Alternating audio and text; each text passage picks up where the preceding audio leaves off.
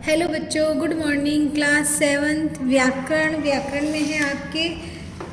हमने जो chapter number 4 संज्ञा पढ़ा था, आज हम इसके करते हैं अभ्यास प्रश्न। ठीक है, अभ्यास प्रश्न में आपके है सबसे पहले सही विकल्प पर राइट का चिन्ह लगाइए। ठीक है, यहाँ पे आपके प्रश्न दे रखा है और साथ में विकल्प दे रखे हैं। इसमें से जो सही है उस पर आपको राइट का निशान लगाना है। सबसे पहला है क, महात्मा गांधी सदैव अमर रहेंगे। क्या है? महात्मा गांधी सदैव अमर रहेंगे। तो यहाँ पे पहला विकल्प है आपके समूहवाचक, दूसरा है जातिवाचक, तीसरा है भाववाचक और चौथा है व्यक्तिवाचक। तो इसमें महात्मा गांधी जो है किसका उदाहरण है? व्यक्तिवाचक का। किसका है? व्यक्तिवाचक का, जो चौथे नंबर पे आपके है। ठीक है, यही पे इसी पे आपको राइट का निशान लगाना है। ठीक है, उसके बाद में है ख, निम्न में से जातिवाचक संज्ञा है, यानी कि ये विकल्प दे रखे हैं, इसमें से जातिवाचक संज्ञा है।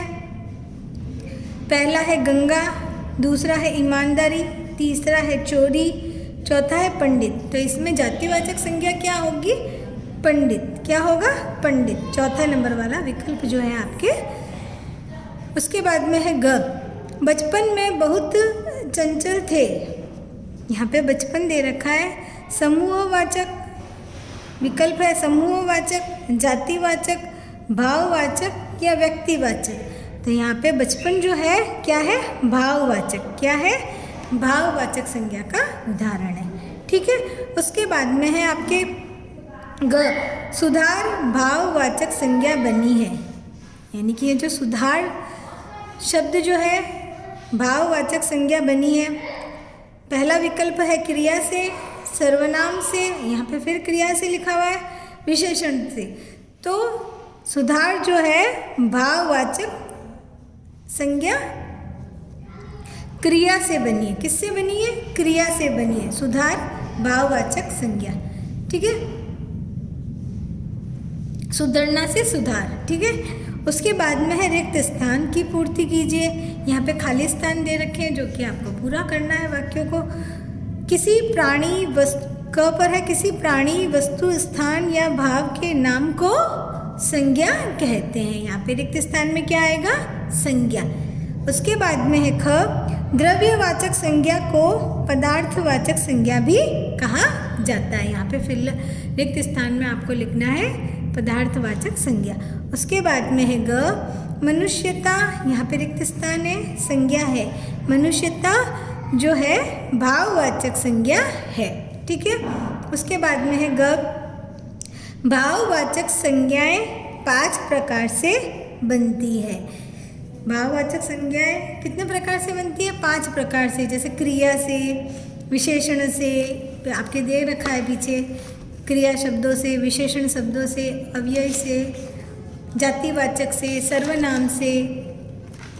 तो भाववाचक संज्ञाएं जो हैं 5 प्रकार से बनती है। ठीक है, उसके बाद में है आपके प्रश्न नंबर 3, सही कथन के सामने सही का निशान तथा गलत कथन के सामने आपको रॉन्ग का निशान लगाना है। ठीक है, तो पहला है आपके क, भाववाचक संज्ञा शब्द गुण, दोष, अवस्था या मन के भावों को प्रकट करता है। तो यहाँ आपके है बिल्कुल सही है। क्या है? बिल्कुल सही है। भाववाचक संज्ञा जो है गुण, दोष, अवस्था या मन के भाव जो है उनको प्रकट करता है। उसके बाद में है ख, व्यक्तिवाचक संज्ञा से किसी विशेष व्यक्ति का बोध होता है। तो यह बिल्कुल सही है। यहाँ पे आपको राइट का निशान लगाना है। ठीक है, उसके बाद में है आपके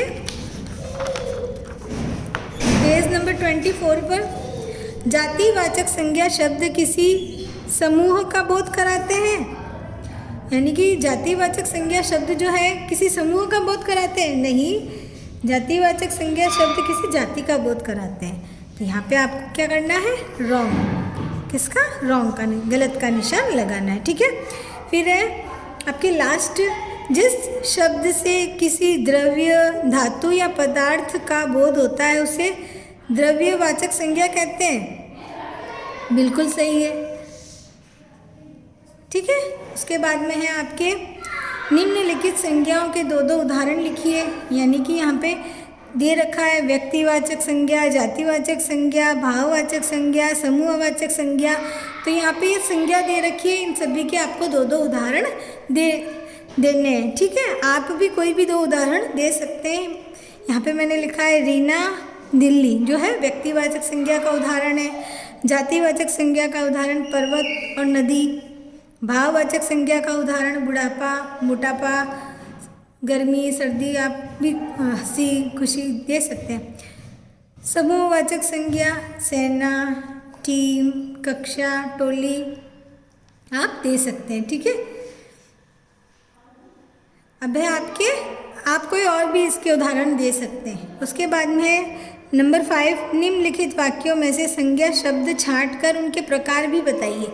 यहाँ पे वाक्य दे रखे हैं, इसमें से संज्ञा शब्द छांटना है और प्रकार बताना है। गोपाल मेज पर बैठा है, तो गोपाल जो है संज्ञा है और कौन सी है? व्यक्तिवाचक। फिर है गाय घास खाती है, गाय जो है संज्ञा शब्द है, जातिवाचक। ठीक है, संज्ञा का प्रकार बताना है यहाँ पे। फिर है जंगल का राजा शेर है। ठीक है, यहाँ पे शेर जो है जातिवाचक संज्ञा है। फिर है जून में अत्यधिक गर्मी पड़ती है, यहाँ पे गर्मी जो है भाववाचक संज्ञा है। ठीक है, उसके बाद में नंबर 6, यहाँ पर निम्नलिखित शब्दों में से व्यक्तिवाचक तथा जातिवाचक संज्ञा शब्द छांट कर लिखिए। यहाँ पे व्यक्तिवाचक है, यहाँ पर जातिवाचक है, तो यहाँ पे शब्द दे रखे हैं। इन शब्दों में से व्यक्तिवाचक संज्ञा छांटना और जातिवाचक संज्ञा छांटनी है। ठीक है, तो आपको व्यक्तिवाचक संज्ञा है जैसे कि अरावली, सरदार पटेल, कमल, सोहन, आगरा, डॉक्टर कलाम जो है व्यक्तिवाचक है। और फिर जातिवाचक संज्ञा भी है यहाँ पे, जैसे कि किसान, शहर, नदी, विद्यार्थी, हिरण, शेर जो है जातिवाचक संज्ञा है। ठीक है, उसके बाद में है आपके लास्ट प्रश्न, निम्नलिखित प्रश्नों के उत्तर लिखिए। यहाँ पे 4 प्रश्न दे रखे हैं, इनके आपको उत्तर लिखने हैं। संज्ञा किसे कहते हैं? पहला प्रश्न है संज्ञा किसे कहते हैं? संज्ञा के कितने भेद हैं? ठीक है, तो आपको उत्तर लिखना है संज्ञा किसे कहते हैं। आपको भी पता है किसी व्यक्ति, वस्तु, स्थान, प्राणी, गुण अथवा भाव के नाम को संज्ञा कहते हैं। ठीक है, ये आपको कॉपी में करने हैं। तथा इसके संज्ञा के कितने भेद हैं? तो संज्ञा के वैसे तो 5 भेद होते हैं, लेकिन मुख्य रूप से 3 भेद है, व्यक्तिवाचक, जातिवाचक और भाववाचक। और जो द्रव्यवाचक और समूहवाचक जो संज्ञा है आपके, वह जो है जातिवाचक के अंदर ही आते हैं। ठीक है, वैसे 5 की गिनती 5 होती है, द्रव्यवाचक संज्ञा और समूहवाचक भी होते हैं, व्यक्तिवाचक, जातिवाचक, भाववाचक, द्रव्यवाचक और समूहवाचक। यहाँ पे मुख्य रूप से 3 बताए गए हैं और द्रव्यवाचक और समूहवाचक जो है जातिवाचक के अंदर ही आते हैं। ठीक है, उसके बाद में है आपके अगला प्रश्न है द्रव्यवाचक संज्ञा की परिभाषा उदाहरण सहित लिखिए। द्रव्यवाचक संज्ञा की आपको परिभाषा देनी है, साथ में उसका उदाहरण भी देना है।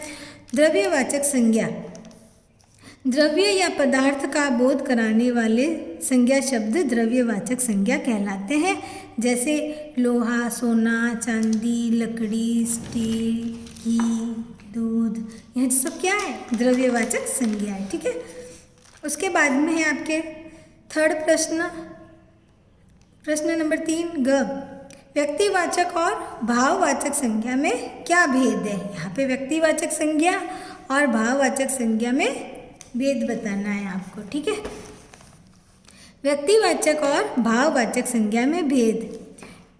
व्यक्तिवाचक संज्ञा जो होती है जिन शब्दों के द्वारा किसी विशेष व्यक्ति, क्या है?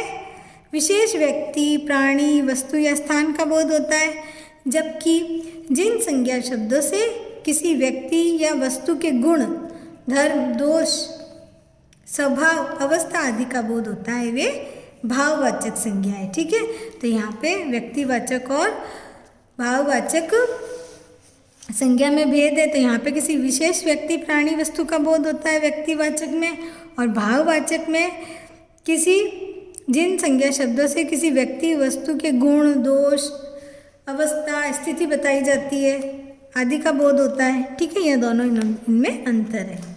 उसके बाद में है आपके लास्ट प्रश्न है भाववाचक संज्ञा की परिभाषा उदाहरण सहित दीजिए, यानी कि भाववाचक संज्ञा की परिभाषा देनी है, साथ में आपको उदाहरण देना है। भाववाचक संज्ञा जिन संज्ञा शब्दों से किसी व्यक्ति, वस्तु या स्थान के गुण, धर्म, दोष, शील, स्वभाव, अवस्था आदि का बोध होता है वे भाववाचक संज्ञा शब्द कहे जाते हैं। जैसे कि यहाँ पे इसके उदाहरण दिए हैं मैंने, बुढ़ापा, मोटापा, ऊंचाई, क्रोध, भय, यौवन, ये सब क्या है आदि, ये सब उसके उदाहरण है भाववाचक संज्ञा के। ठीक है, और यह भाववाचक की संज्ञा की परिभाषा कॉपी में करनी है आपको। ठीक है, इतना ही। थैंक यू बच्चों।